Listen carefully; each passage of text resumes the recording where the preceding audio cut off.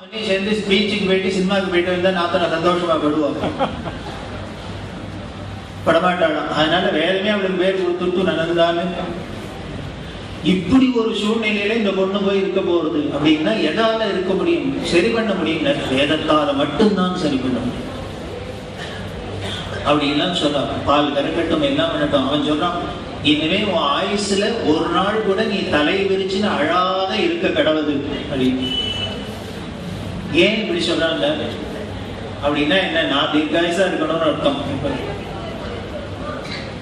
இவன் வாழ்க்கையில உன் கண்ணுல தண்ணியே வராத இருக்கட்டும், உன் கேசம் அபராதையே இருக்கட்டும், இப்படி இல்லாம பிரார்த்தனை பண்ணது இவன் கையை பிடிக்கிறதே மந்திரம் அப்படின்னா எவ்வளவு ஸ்ரத்தையா நாம அதை குடிச்சு மந்திரத்தை மந்திரமா நம்பி சொன்னோம் அப்படின்னா ஒரு நாளும் அந்த கல்யாணம் வீண் போகாது. இதைத்தான் பெரியவா திருப்பி திருப்பி சொல்றா. ஒரு பையன் காத்தால 7 மணிக்கு 7 முகூர்த்தம், பெரியவாள்கிட்ட ரொம்ப பக்தி. மெட்ராஸ்ல எல்லாம் ஆச்சு. 8 மணிக்கு காரை எடுத்துன்னா நேரம் மாலையும் கழுத்துமா தம்பதிகளை பெரியவாள்கிட்ட போயிட்டா.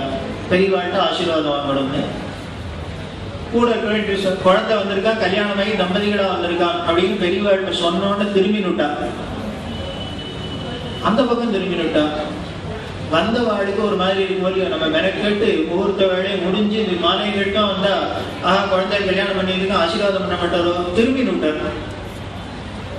அவனுக்கு ஒரு மாதிரி எம்பராசிங்கா இருந்தது. கூட இருந்தவர் பார்த்தாரு, பெரியவாள்கிட்ட ரொம்ப பக்தி, குழந்தை கல்யாணம் ஆகி வந்திருக்கான், பெரியவா ஆசீர்வாதம் பண்ண அனுகிரகம் பண்ண அப்படின்னு கண்டுக்கவே இல்லை. இப்படி 2-3 தரம் சொன்னதுக்கு அப்புறம் தன்னை சொல்லி மடத்து வாத்தியார் அப்பா குட்டி சாட்சியில போய் அழிச்சுடுவாங்க.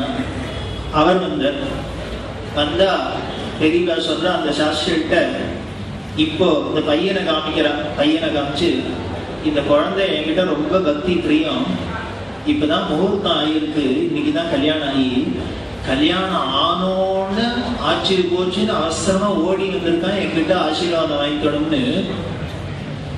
காத்தால எத்தனை மணிக்கு முகூர்த்தம்? 6:30 to 7:30 முகூர்த்தம் அப்படின்னு. 11 மணிக்கு இங்க படத்துல இருக்கான். பெரியவா சாஸ்திரிட்ட கேட்கிறா, 6லேருந்து 7 மணிக்குள்ள முகூர்த்தம் ஆயிடுது. முகூர்த்தம் ஆனதுக்கு அப்புறம் எத்தனை நேரம் மந்திரம் இருக்கு, எத்தனை நேரம் ஆகும்னா 6 மணி 1 மணியில முடிகிற காரியமா இல்ல. பெரியவா சொல்றா, எங்கிட்ட ஆசீர்வாதம் வாங்கணுங்கிற ஆசையில அங்க ஆட்சி போச்சுன்னு மந்திரத்தை அரையும் குறையுமா சொல்லிட்டு ஓடி விட்டான். ஆனா அவனுக்கு தெரியல, அந்த வேதம் பண்ற ஆசீர்வாதம் மந்திரம் பண்ற ஆசீர்வாதத்தை போல என்னால பண்ண முடியாதுன்னு அவனுக்கு தெரியல. அதனால நீ என்ன பண்ணு, என்கிட்ட அவன் பக்தி வச்சிருக்கிறதுனால அவனுக்கு நல்லது பண்ணணும்னு நான் ஆசைப்படுறேன். நீ பக்கத்துல ஒரு சின்ன சத்திரம் இருக்கு, அங்க அழிச்சுக்கோ, இந்த 2 குழந்தையிலையும் உட்காந்து வச்சுக்கோ. விவாக மந்திரம் எல்லாத்தையும் இன்னைக்கு என்ன சொல்லணுமோ காத்தாலேருந்து திருப்பி ஒரு தரம் மந்திர படனம் பண்ணி வச்சு அழிச்சுடுவாங்க. எல்லா மந்திரத்தையும் திருப்பி சொல்ல வச்சு அழிச்சுடுவா. அப்பப்போ முடியறதே அந்த மந்திரங்களுக்கு என்ன அர்த்தம்னு கொஞ்சம் சொல்லு. ஏன்னா நமக்கு அர்த்தம் புரியாதனாலதான் அதை நம்ம ஃபாலோ பண்ண முடியல. ஒரு விஷயத்துல உள்ள அர்த்தம் தெரிஞ்சதுன்னா நம்ம விடுவோமாங்க. அதனால இந்த குழந்தைகளுக்கு அர்த்தமும் சொல்லி அப்படின்னு சாஷியன் அழிச்சுட்டு போயிட்டார். அப்புறம் தான் எல்லாருக்கும் புரிஞ்சது ஏன் பெரியவா உடனே மூஞ்சியை திருப்பிட்டாங்க. அங்க அழிச்சுன்னு போனா உட்காந்து வச்சு சுக்லாம்பரதனம் மேல வச்சு மந்திரப்படனம் பண்ண வச்சா மணி 12 ஆச்சு, 1 ஆச்சு, 1:30 ஆச்சு, 2 ஆச்சு, 2:30 ஆச்சு, முடிஞ்ச பாடு இல்லை. இந்த பையனுக்கு கவலை வந்துடுது, என்னையா தெரியாதனமா காஞ்சிபுரத்துல இருந்து பாட்டி விட்டோம், சத்திரத்துல எல்லாரும் காத்திட்டு இருக்கா, இவன் போயிட்டு காஞ்சிபுரம் போயிட்டு உடனே வந்துட போறான்னு.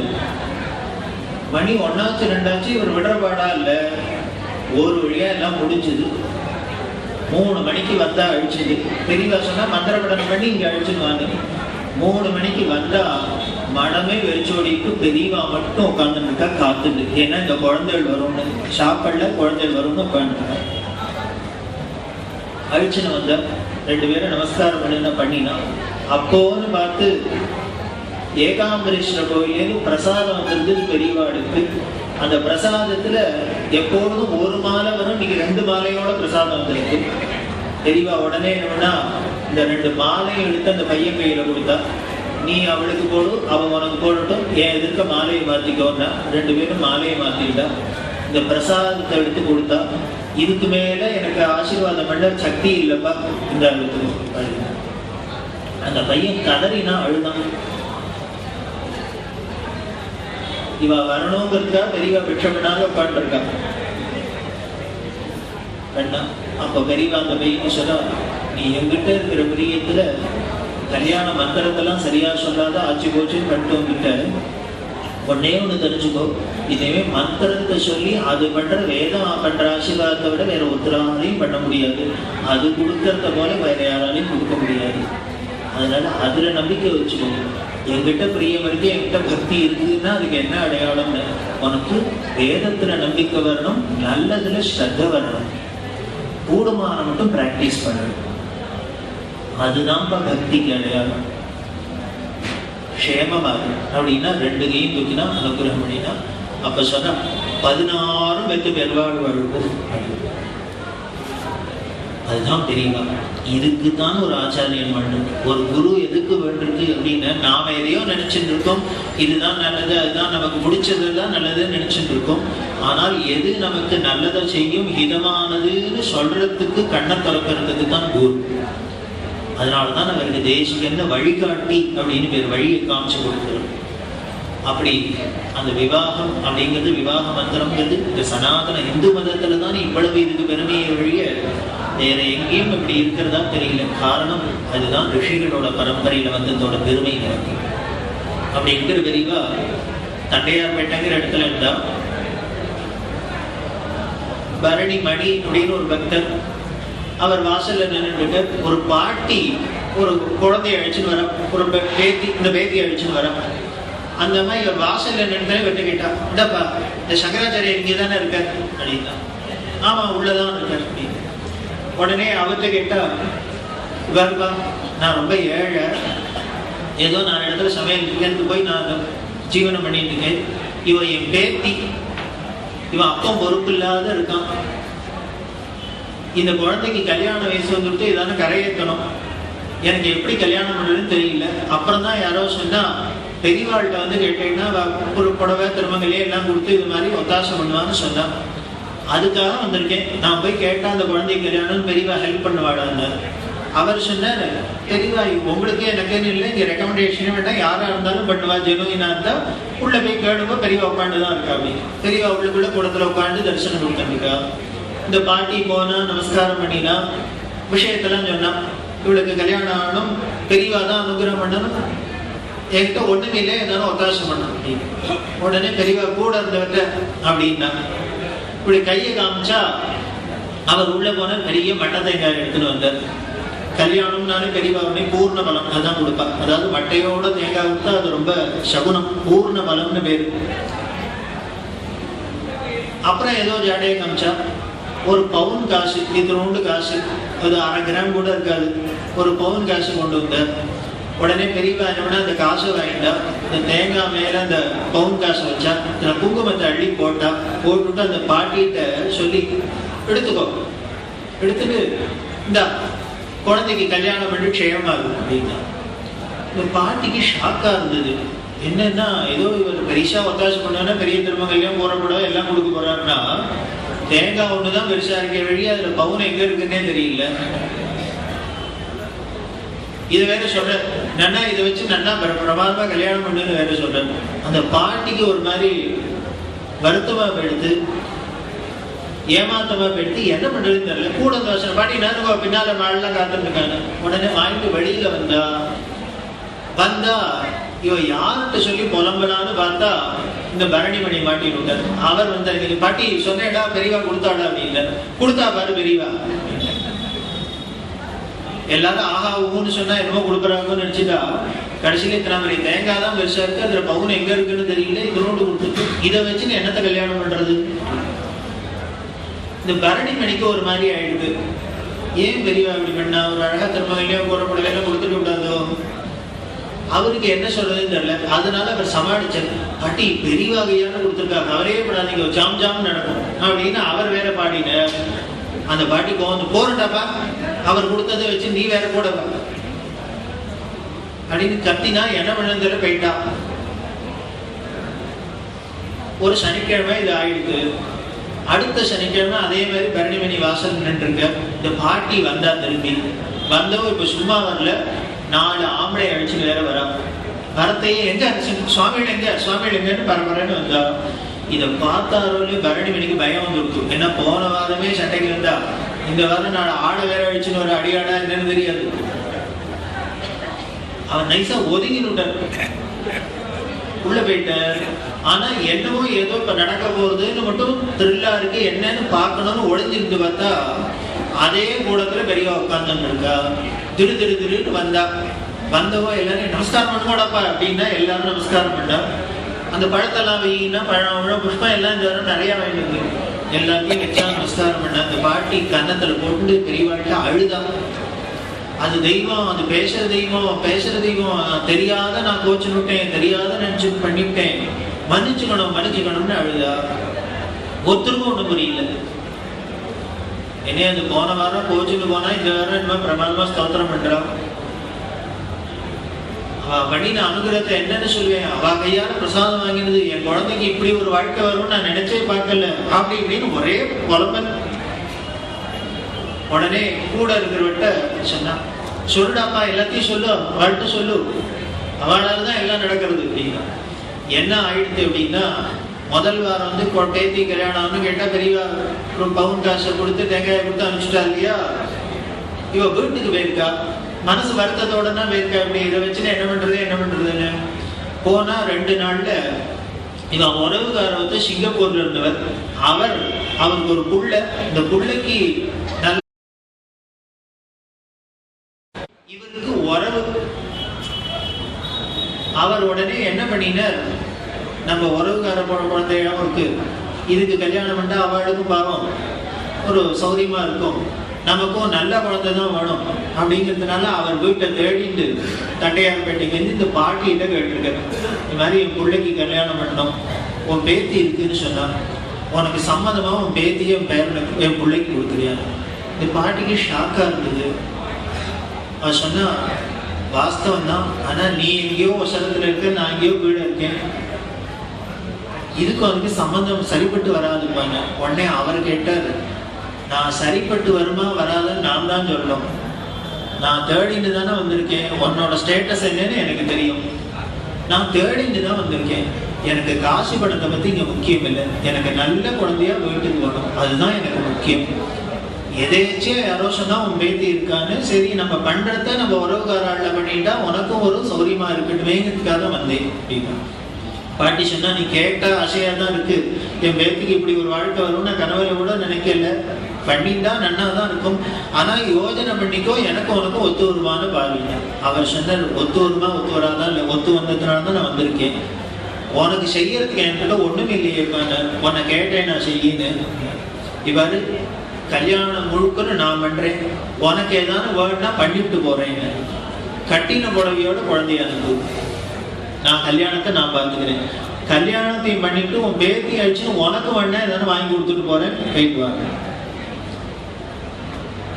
கல்யாணம் இதை கேட்டால், இதை பெரியவாழ்கிட்ட சொன்னா, நான் கனவுல கூட நினைக்கல இப்படி என் பேத்திக்கு ஒரு வாழ்க்கை கிடைக்கும்னு. அந்த பெரியவா பிரசாதத்தினால அந்த பாக்கியம், இப்படி ஒரு அனுகிரகம் பெரியவா பண்ணுவான்னு நான் நினைச்சு கூட பார்க்கல அப்படின்னு.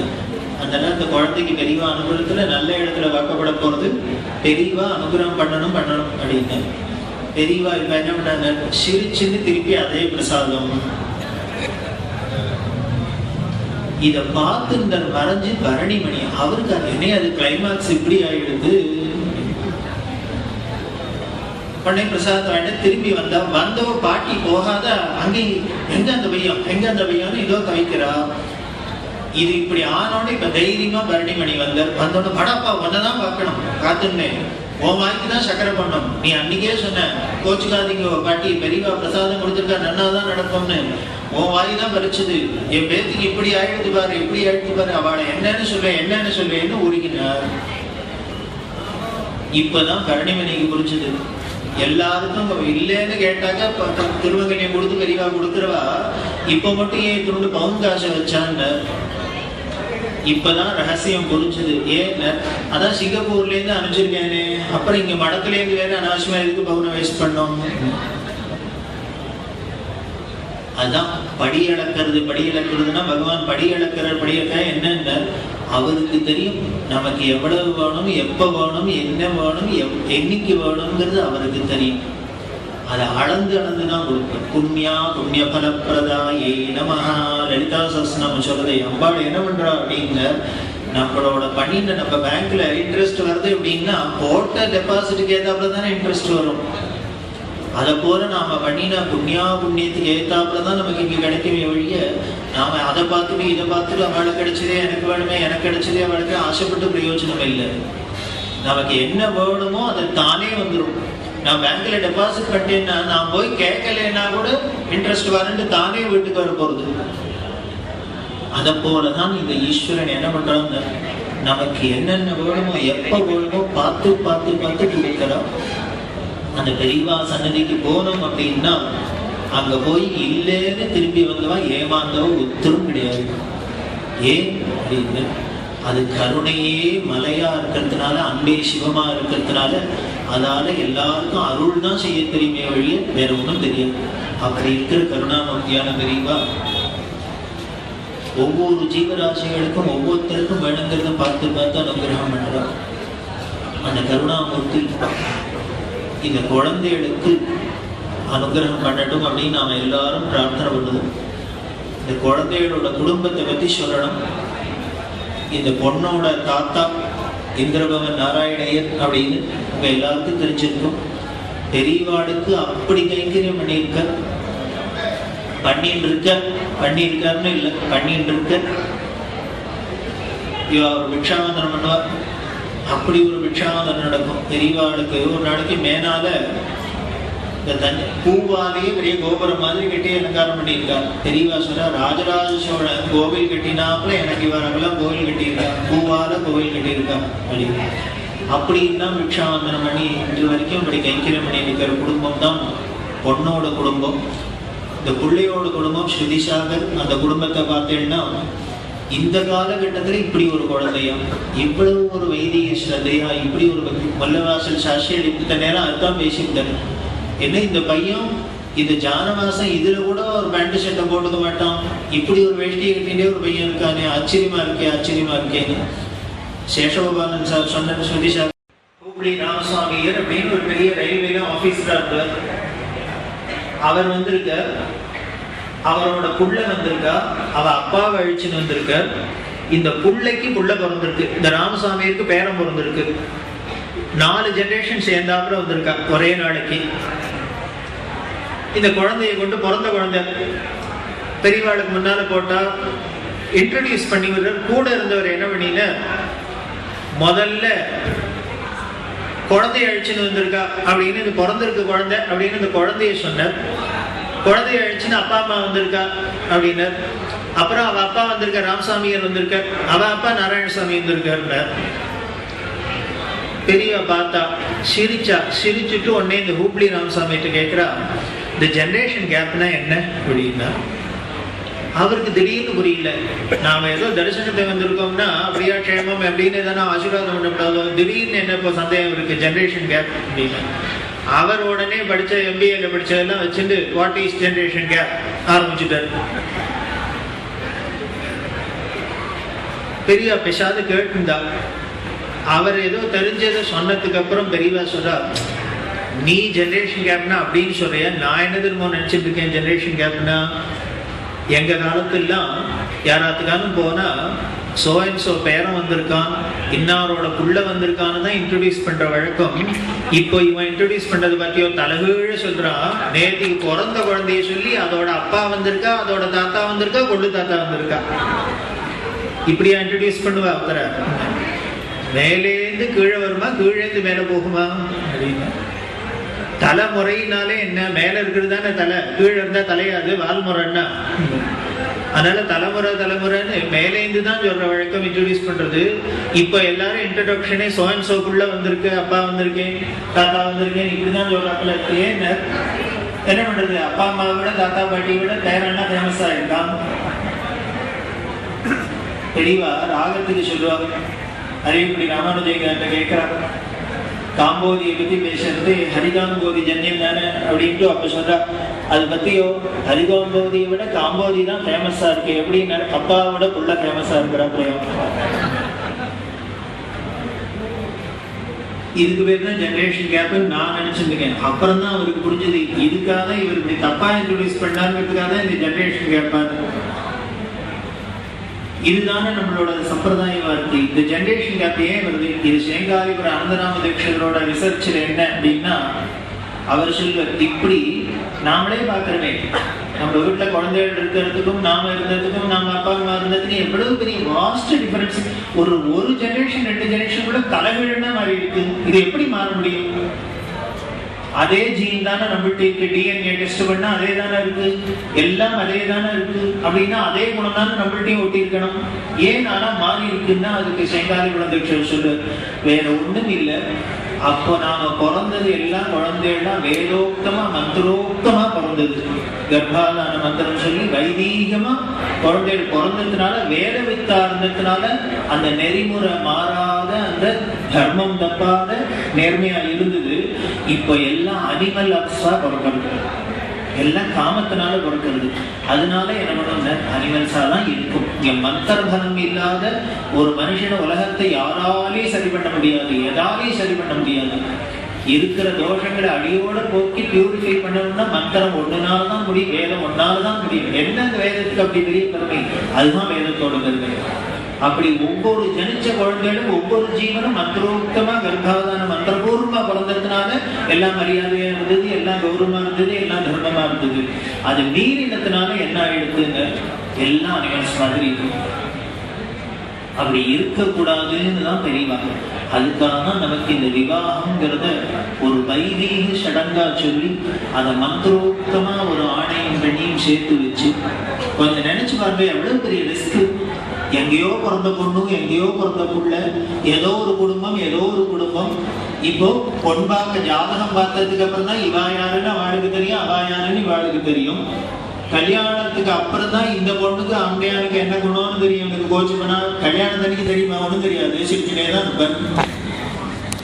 அந்த பொண்ணு சிரிச்சுனே தான் இருக்கும். அப்புறம் 4 நாள் ஆனதுக்கு அப்புறம் தான் தெரியும் சொசூபம்.